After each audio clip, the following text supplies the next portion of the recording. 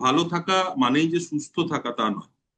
সুস্থ থাকতে গেলে আমাদের সব থেকে যেটা জরুরি সেটা হচ্ছে খুশি থাকা, আনন্দে থাকা। এবার আনন্দ খুশি কিসের ওপর নির্ভর করে? কোনো বস্তু, কোনো জায়গা, কোনো মানুষজন? না। আনন্দ, আমি খুশি আছি, আমি সুখী আছি, এটা সম্পূর্ণভাবে নির্ভর করে আমার উপর, আমার চিন্তার উপর, আমার অনুভূতির উপর এবং আমার আবেগের উপর। তাহলে আমার যেটা দরকার সেটা হচ্ছে আমার এই চিন্তা, আমার এই অনুভূতি এবং আমার এই আবেগ, এগুলোকে সুস্থভাবে ম্যানেজ করা, which means wellbeing has to be my first priority in life, to be happy.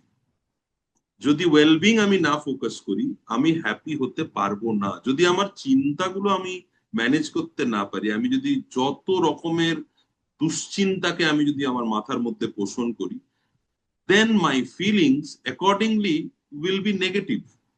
এবং তাতে আমার কি হবে, আমার যে আবেগগুলো তৈরি হবে, যে এনার্জিটা আমার তৈরি হবে, সেটাও আমার অবভিয়াসলি আমার শরীর বা আমার মনের জন্য ভালো হবে না।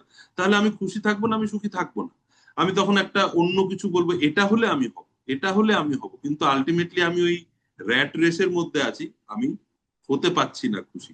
যেটার খুব সহজ উপায় হচ্ছে যে আমি আমার ওয়েলবিং কে ফোকাস করি।